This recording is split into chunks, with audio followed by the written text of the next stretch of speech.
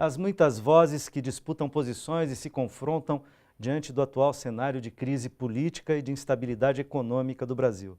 Este é o tema de hoje no Melhor e Mais Justo. Nessa conversa estão aqui comigo Vicky Barros, que é presidenta da União Nacional dos Estudantes, a UNE, e Luiz Henrique Watanabe, presidente da Comissão de Transparência e Acesso à Informação da OAB de São Bernardo do Campo.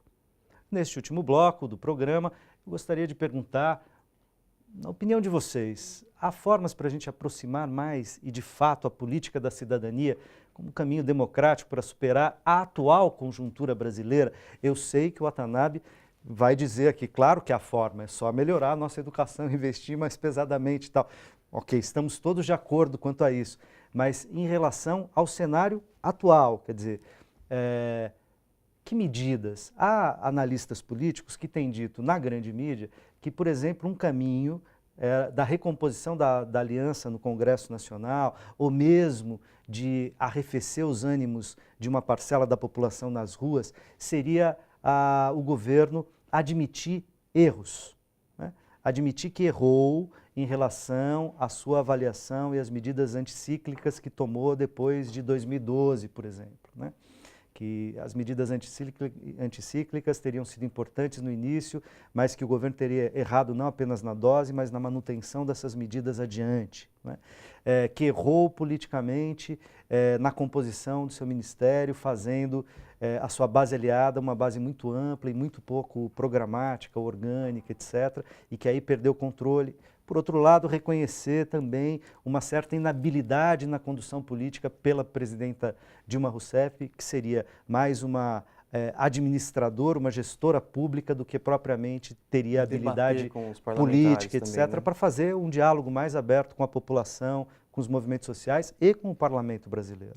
Então, quais são os elementos que, para vocês, nos trouxeram até esse momento tão tensionado de crise econômica, de crise política e de instabilidade social? Vicky. O mundo está em crise, para começar, né? Você vê os índices de desemprego na Europa e todas as medidas de austeridade que têm sido usadas naquele continente, e você vê que existe ainda uma luta forte dos países europeus, dos Estados Unidos, Japão, para retomar os índices de crescimento que se tinham anteriormente. O Brasil não é uma ilha, né? Ele conseguiu sustentar, enquanto pôde, níveis razoáveis de crescimento econômico no país, mas agora a crise atinge com mais força o Brasil. Para além dessa razão da crise econômica, eu acho que tem limites na ação também do próprio governo federal. Então, por exemplo, Dilma, em determinado momento do seu primeiro mandato, ela começou a empreender uma política de diminuição da taxa básica de juros no país.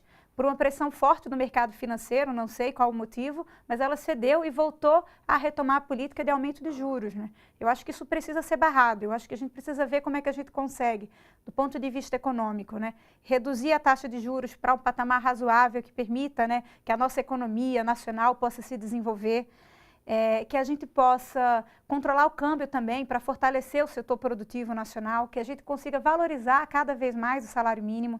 Então, eu acho que essa política de valorização do salário mínimo, ela está ligada ao rumo do crescimento econômico, assim, à disputa do crescimento econômico do nosso país.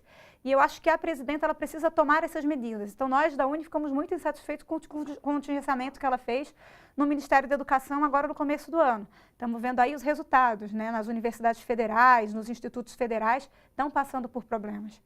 Para além disso, eu acho que, do ponto de vista político, é fundamental que a gente consiga ter claro qual é o programa que a Dilma vai implementar agora no seu segundo mandato, que precisa ser um programa, acima de tudo, de defesa do direito dos trabalhadores e das trabalhadoras. Porque, no final das contas, esse precisa ser o sentido final de qualquer governo, né?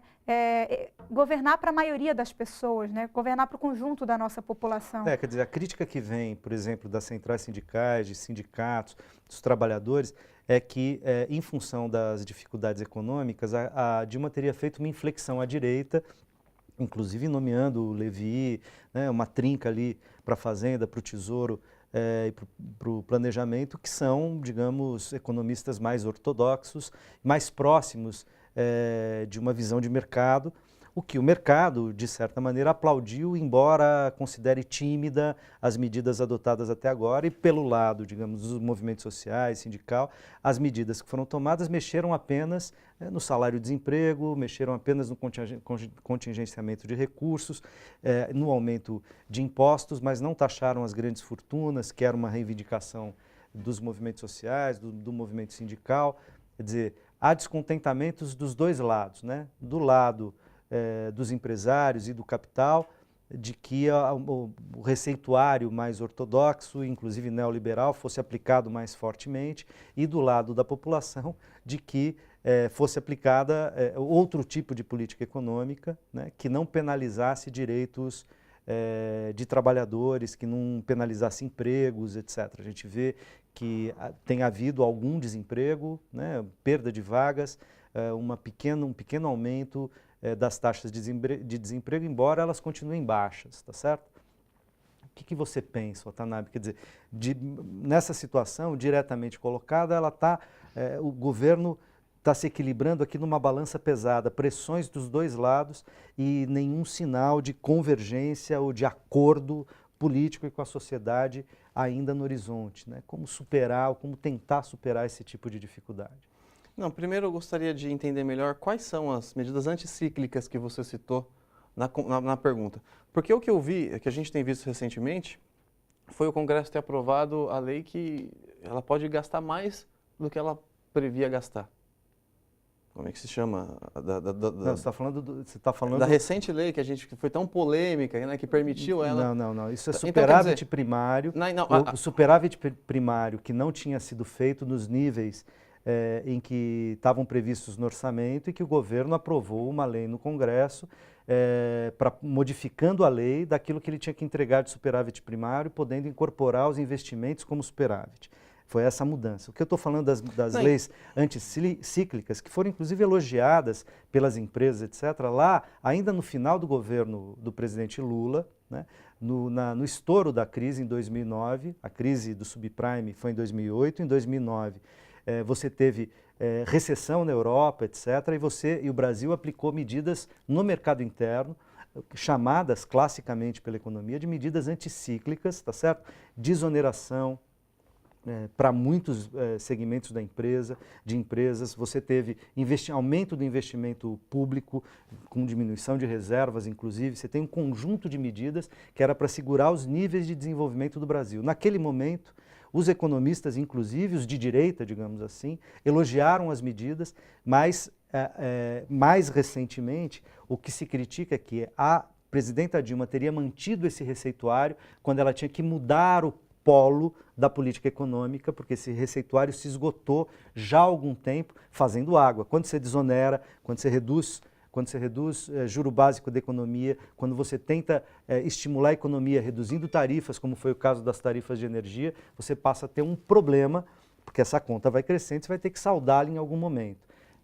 O cálculo do Ministério da Fazenda anteriormente, né? O cálculo de que você teria uma melhora de cenário e, portanto, você poderia saldar essa dívida gradativamente, se perdeu no caminho. A situação deteriorou e hoje a gente tem uma crise econômica no horizonte, tá certo? Então essa é a situação das medidas anticíclicas que os economistas apontam como erro da presidenta Dilma. Por que eu perguntei? Não, eu agradeço a explicação, tenho certeza que o telespectador também, mas por que eu perguntei isso? Porque, inclusive, vou concordar com a Vicky.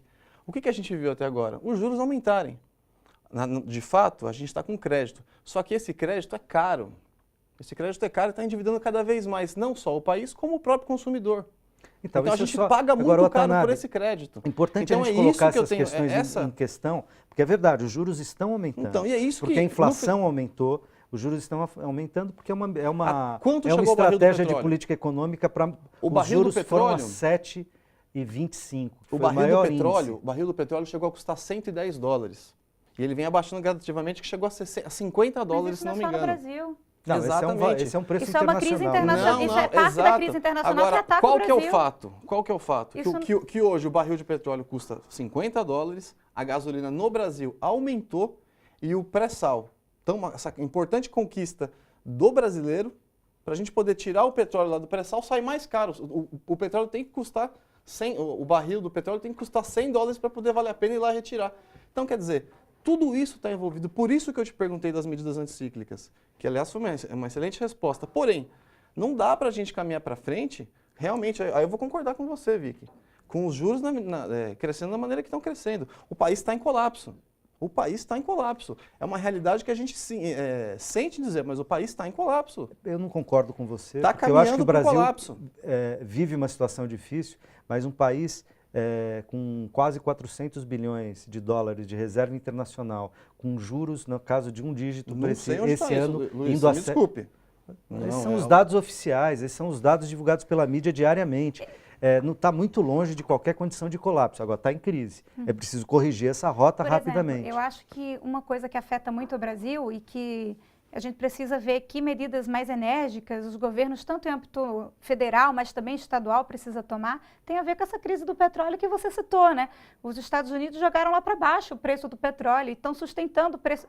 A OPEP jogou lá para baixo o preço do petróleo por conta da superprodução norte-americana, né? E os Estados Unidos estão sustentando esse preço para prejudicar economias como a da Rússia, como a da Venezuela e como o próprio Brasil. Então, eu só acho que a gente precisa separar o joio do trigo, porque esse problema do preço do barril do petróleo não é um problema localizado no Brasil, isso é um problema internacional que o mundo está vivendo. Com todo mundo. É claro que está integrado, porque o Brasil tem petróleo. Pagando pelo falso crédito que a gente não tem. Aí, olha só, o Brasil tem petróleo e hoje o Brasil é um dos maiores produtores de petróleo, porque através da Petrobras a gente conseguiu ter tanto investimento em pesquisa científica que a gente conseguiu descobrir abaixo da camada do sal reservas gigantescas de petróleo que fazem com que a Petrobras seja a principal empresa petroleira do mundo em extração de petróleos em águas profundas. E depois isso disso, foi agora possível a gente vê a ação da, a partir de muito investimento na Petrobras sendo totalmente desvalorizada. Por isso que quando eu coloco, eu estou falando isso por quê? Para a gente ver como tudo isso que a gente está falando aqui está ligado. Por isso que eu acho que a gente precisa tomar muito cuidado quando a gente instrumentaliza determinados temas em favor de um discurso político ou de outro, que nesse caso, na minha opinião, é um discurso político bastante conservador. A Petrobras ela exerce um papel fundamental na economia brasileira hoje. Então, eu acho que a gente precisa fazer uma Petrobras com paredes de vidro, né, para que todo mundo consiga fiscalizar melhor a empresa e que a gente consiga combater todas os casos de corrupção que porventura existem na empresa. Mas o que a gente precisa fazer é preservar a empresa nesse momento, porque ela é fundamental para a economia do Brasil alavancar. Então, olha só, a gente está querendo que o Brasil retome o seu crescimento, mas a gente instrumentaliza um dos principais instrumentos da economia brasileira para um discurso conservador e para desmantelá-lo, inclusive reforçando um discurso privatista em torno da Petrobras. Então, é porque eu não estou falando que combater a corrupção é conservador, pelo contrário. Eu sou contra a corrupção, a gente precisa combater a corrupção da Petrobras, mas vamos preservar a empresa. Porque o que está por trás, muitas vezes, de discursos que alguns sujeitos políticos colocam, não todos, é uma sanha privatista em torno da Petrobras e um desmantelo da empresa que prejudica e sangra o nosso país, como outros estão dizendo aí que querem fazer. Penso, né, e vejo, né, assim, a gente tem, por que as ações da Petrobras estão caindo? Porque você tem um escândalo de corrupção importante que, nesse momento, tá certo? Cria insegurança quanto às questões da saúde financeira da instituição. Que, infelizmente, também geram desconfiança por parte dos investidores nos outros setores também. Claro, e mais, né? Quer dizer, você tem também uma crise política. Como a Petrobras, o maior acionista é o governo, a crise política também faz com que haja instabilidade dos investidores e na Bolsa de Valores em relação às ações da Petrobras. Luiz, isso está claro, isso precisa ser superado. Agora, e telespectadores, e o governo da presidenta Dilma, acho que ela merece essa nomenclatura, é vítima disso? São vítimas ou protagonistas? Causadores ou da onde veio tudo isso? Então, a questão... São vítimas da mídia? Eu posso só falar, é porque eu queria só... Acho que a gente precisa separar o joio do trigo. São vítimas da direita? São vítimas da burguesia? Mas sempre? Não é isso que a gente está dizendo, não é isso que eu coloco. O que eu acho é o seguinte, vamos conversar, a gente está debatendo aqui sobre a Petrobras. A Petrobras ela é a principal empresa brasileira, né? É um patrimônio do nosso povo. Eu acho que a Petrobras está sofrendo uma série de denúncias que, eu repito, precisam ser investigadas, precisam ser apuradas, precisam passar pelo devido processo legal. Você é advogado, você sabe o que é isso. E os culpados precisam ser penalizados. Agora, o que eu quero dizer é que a gente não pode concentrar, inclusive, todos os problemas da Petrobras nisso. Isso é um problema gravíssimo. Agora, existe um problema hoje internacional em torno da produção do petróleo, em torno do preço do petróleo, que também atinge a Petrobras. Então, você pega um estado como o Rio de Janeiro, que depende tanto dos royalties da produção do petróleo, você tem um barril por $112, você tem um barril por $50, isso tem impacto na economia do Rio, do Brasil, de todos os lugares. Não, mas isso sempre teve. A Petrobras sempre conseguiu gerir isso daí, isso não é novidade. Sempre variou o preço do petróleo, isso não é de hoje isso. O que está agravando é essa condição da corrupção. É esse problema institucional. O barril do sempre petróleo. variou. Então, mas o barril do petróleo hoje a 50 com certeza é uma medida. É um fator internacional, não tem a ver com a Sim. Petrobras. Não custa 50 para a Petrobras, custa para qualquer petroleira no mundo. Esse é o valor de mercado. Esse valor vai variar ao longo do tempo. E a Petrobras. E vai, em alguns momentos, tem a Petrobras será para lidar com essa mais situação. rentável ou menos rentável em função da flutuação da economia no mundo. Essa é uma outra situação. Tá certo? E ela está preparada para lidar com esse tipo de situação. Agora, eu como a gente já gostaria que falou. vocês falassem disso. Quer dizer, você tem processos de corrupção dentro da estatal, que provavelmente envolve, pelas denúncias, vamos ver os inquéritos e o devido processo legal, enquanto há um princípio penal brasileiro, né? Enquanto do contraditório da sua defesa, claro. Claro, e da presunção da inocência, até que se prove que o ônus da prova é de quem está acusando, tá certo? Ok, há 40 e tantas pessoas já com inquérito aberto pelo Supremo Tribunal Federal e outros virão. E, muito bem, apuradas essas responsabilidades, não há aqui vítimas, não há bandidos e mocinhos, há um processo de corrupção em curso que em momento nenhum, atinge a presidência da República. Não há nada contra a presidenta Dilma. É aí que eu divirjo. Posso Então, explicar? Só um segundo. Então, não há nada contra a presidência, não há nenhum processo, não há nenhum inquérito, não há, aliás, o Supremo Tribunal Federal disse, não há o que arquivar em relação ao caso Petrolão. Agora, óbvio, como tem coisas que estão perto do núcleo de poder, desestabiliza o governo. Como também desestabilizou em outros momentos, porque também houve corrupção na Petrobras no governo Fernando Henrique Cardoso, em outros governos do Brasil, que não foram devidamente apurados. Agora, nós estamos apurando numa situação de crise econômica e financeira. Se a Dilma tiver algum tipo de responsabilidade, isso aparecerá, será apurado. Se ela não tiver e outros tiverem ou não tiverem, isso também será apurado. Qual é o problema disso? Por que isso deve ser usado politicamente para desestabilizar um governo? Essa é a questão.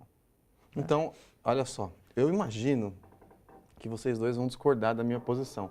E muitos telespectadores também, mas tem aqueles que vão concordar. Tudo tem que ser apurado. Como de fato foi apurado o mensalão. Foi apurado, teve todo o devido processo legal, chegou no STF, resultou que alguns foram presos. Entre eles, o Zé Dirceu, né, que inclusive é um dos legítimos comandantes do PT, tem um histórico de lutas e conquistas que eu respeito, mas foi pego errando. De fato, foi preso. E mesmo preso, continuou influenciando nas diretrizes do partido. Aí eu falo, se eu estou nesse partido e o dirigente desse meu partido está preso, não preso porque estava defendendo uma coisa correta, preso pela ditadura militar, foi preso pelo devido processo legal democrático. Mesmo preso, além de não sair do partido, ainda continua determinando as diretrizes do partido, saio eu. E aí o que acontece? A população que foi agora para o dia 15 para as ruas, por todo o Brasil, sem uma pauta definida de reivindicações, já não aguenta mais esse discurso, gente.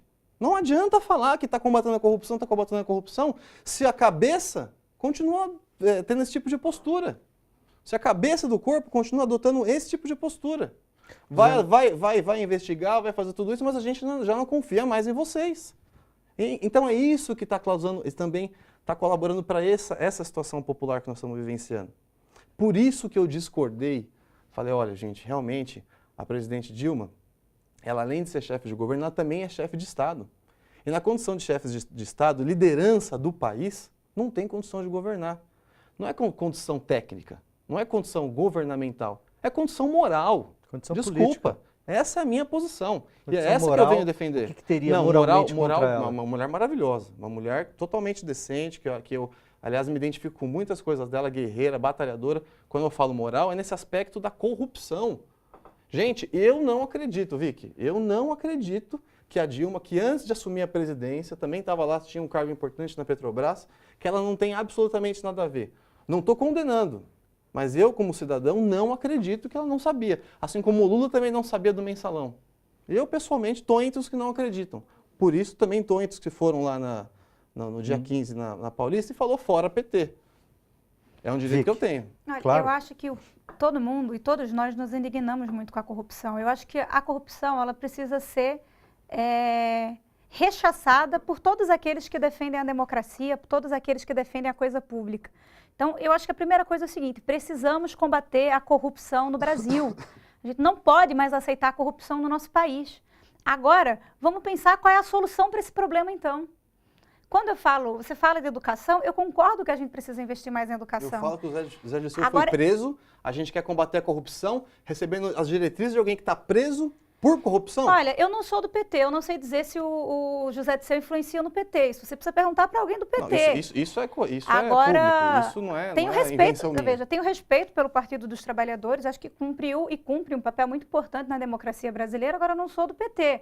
Acho que isso você precisa perguntar para a militância petista.